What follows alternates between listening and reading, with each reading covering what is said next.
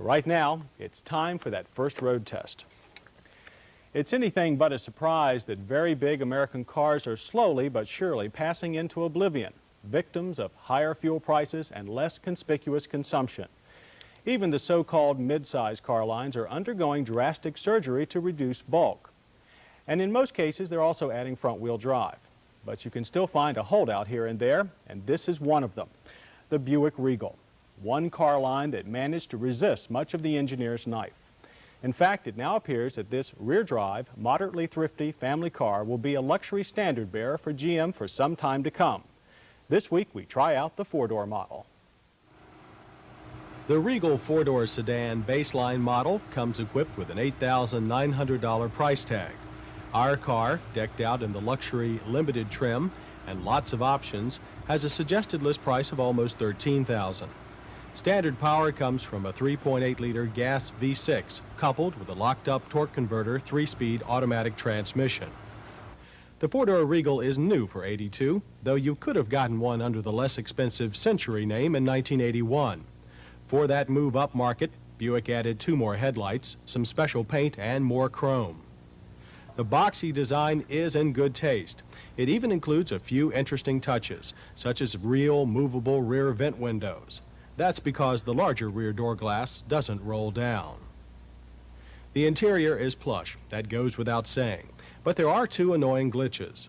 If you opt for the fine radio-digital clock combo, you're left with a large brushed aluminum hole in the instrument cluster, not even a Buick symbol. That's not quite what you'd expect from a car with such a hefty price tag.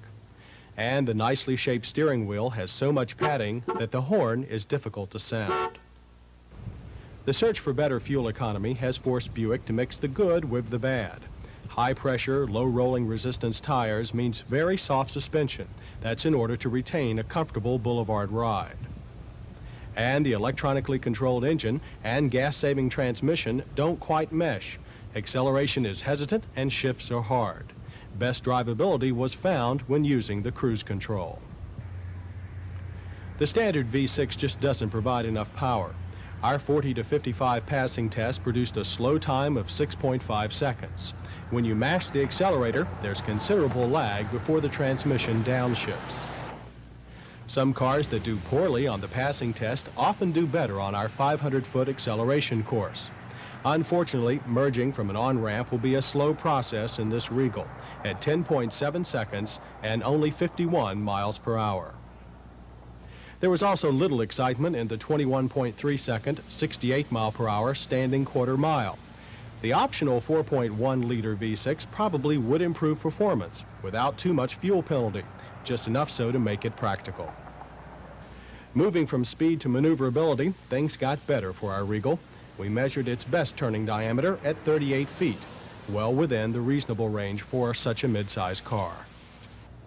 Through our low-speed slalom course, this four-door continued to impress us with surprisingly good handling, despite far too soft a suspension and inherent body roll.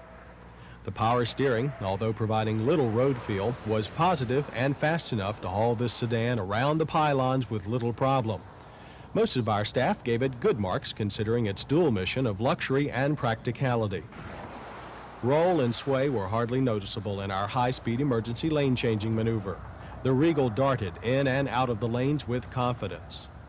That feeling of confidence continued into our braking test. From 30 miles per hour, our average stopping distance of 37 feet was just long of being short. There was no noticeable fade and only a slight tendency to pull to the left.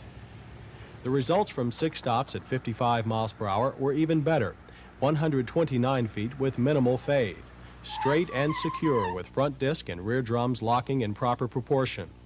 The front brake calipers are of a new low-drag design that Buick claims makes a small contribution to fuel economy. Engine accessibility was above average. Hoses, belts, and filters were all in plain sight. Spark plugs were handy and the dipstick easy to check. The V6 looks small under this long hood. Even the engine's electronic brain is well placed, away from damaging heat and vibration. It's not under the hood, but under this panel, inside the passenger compartment.